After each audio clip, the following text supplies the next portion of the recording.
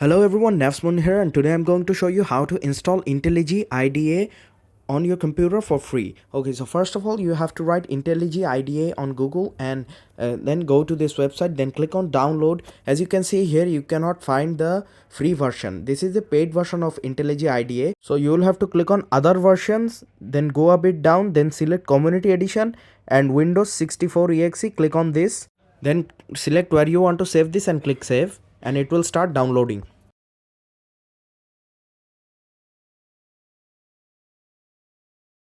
Okay, the download is done. Now I will double click on this and click on run. Then click on yes.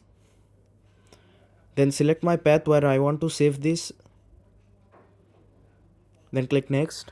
Then take the created extra shortcut. Click next. Then install. As you can see, the IntelliJ IDEA is installing.